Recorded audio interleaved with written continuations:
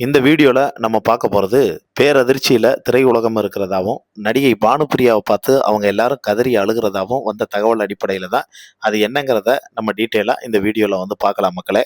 அதுக்கு முன்னாடி நம்ம சேனல சப்ஸ்கிரைப் பண்ணாம இருந்தீங்கன்னா, மறக்காம சப்ஸ்கிரைப் பண்ணிக்கங்க. அப்படியே இந்த வீடியோவுக்கு மேல வியூ ப்ராடக்ட்னு வந்து ஷோ ஆகும். அத நீங்க கிளிக் பண்ணீங்கன்னா, அதுல ஏகப்பட்ட ப்ராடக்ட் 80% 90% ஆஃபர்லாம் வந்து போட்டிருப்பாங்க. அத கிளிக் பண்ணி உங்களுக்கு ரொம்ப அவசியமா இருந்தா மட்டும் பர்ச்சேஸ் பண்ணிக்கங்க. இல்லாட்டினா அத ஸ்கிப் பண்ணி விட்டுருங்க. சரி வாங்க, இப்ப அது என்ன சமாச்சாரம்னு வந்து நம்ம வந்து பார்க்கலாம். முதல்ல பானுப்பிரியாங்கிற நடிகை அப்படின்னு ஒருத்தவங்க இருந்தாங்க அப்படிங்கிறது இன்னைக்கு இருக்கக்கூடிய ஜென்சி கிட்ஸ் உங்களுக்கெல்லாம் தெரியுமா என்னன்னு தெரியாது. ஆனா ஒரு காலகட்டத்தில புகழோட உச்சத்துல இருந்த நடிகை, கனவு கன்னின்னு வந்து தமிழ் சினிமாவுல கொண்டாடப்பட்டவங்க. ஆ 90கள்ல எல்லாம் வந்து பார்த்தீங்கன்னா, 80ஓட எண்டுகள்லயும் 90கள்லயும் பயங்கர பரபரப்பா பானுப்பிரியா ஒரு பெரிய மோகமே இருந்துச்சு அப்படின்னே வந்து சொல்லலாம். அவங்களுக்குன்னு ரசிகர்கள் மன்றம், கட் அவுட்டு எல்லாமே வந்து பார்த்தோன்னா வந்து நடந்தது. இப்ப பானுப்பிரியா அந்த நடிகை அவ்வளோ புகழோட உச்சத்துல வந்து பார்த்தோன்னா வந்து இருந்தவங்க. அவங்க என்னென்ன சாதனைகள் வந்து பண்ணியிருக்காங்க அப்படின்னு வந்து பார்த்தா, அவங்க தமிழ், ஹிந்தி, தெலுங்கு, மலையாளம், கன்னடம்னு எல்லா படங்கள்லயும் வந்து நடிச்சிருக்காங்க. 1990கள்ல சில இந்தி திரைப்படங்கள் நடிச்சு அது சூப்பர் டூப்பர் ஹிட் ஆச்சு. இப்ப அவங்களுக்கு வயசு வந்து 60 வயசு ஆகுது. 1966 ஜனவரி 15ல ஆந்திராவுல வந்து இருக்கக்கூடிய ராஜமுந்திரியில வந்து பிறந்தவங்க. ஆனா சின்ன வயசுல இருந்தே வந்து பார்த்தோன்னா, சென்னையில தான் வந்து இருக்கிறாங்க. அப்புறம் இன்னொரு முக்கியமான விஷயம் என்னன்னா, பானுப்பிரியாவோட தங்கச்சி வந்து நிஷாந்தி, அதாவது சாந்தி பிரியான்னு சொல்லுவாங்க. அ இவங்களும் நெறைய படங்கள்ல வந்து நடிச்சிருக்காங்க. இவங்க யாருன்னு உங்களுக்கு எப்படி ஞாபகப்படுத்துறேன்னா, 1988ல நடிகர் ராமராஜன் பாட்டுக்காரன்னு வந்து எங்க ஊரு பாட்டுக்காரன்னு ஒரு படம் நடிச்சிருப்பாரு.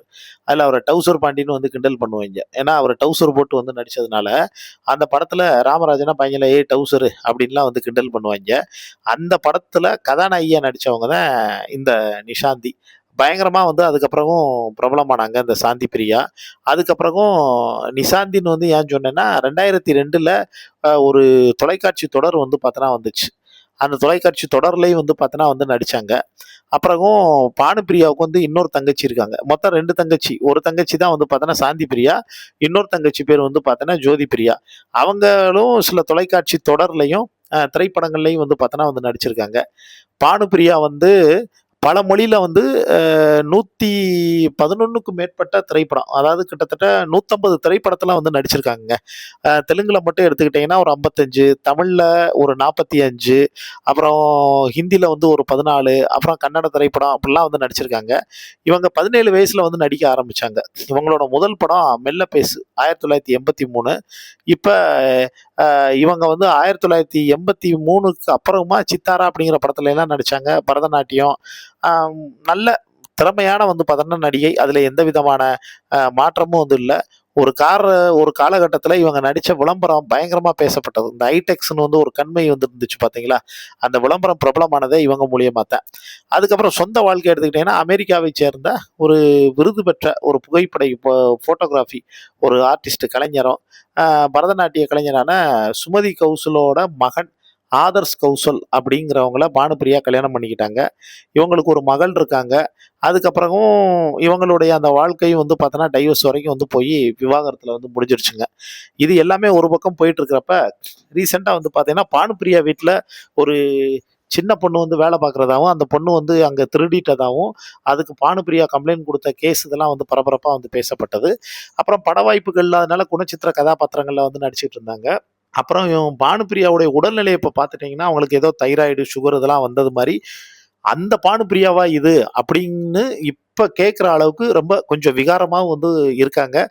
ரொம்ப பானுப்பிரியா அடையாளம் தெரியாத அளவுக்கு வந்து பார்த்தீங்கன்னா, ஒரு மாரி வந்து இருக்க ஆரம்பிச்சிருக்காங்க. ஏன்னா, அந்த காலகட்டத்தில பானுப்பிரியாவ பார்த்து பைத்தியம் பிடிச்சு திரிஞ்ச இளைஞர்கள் பல பேருங்க.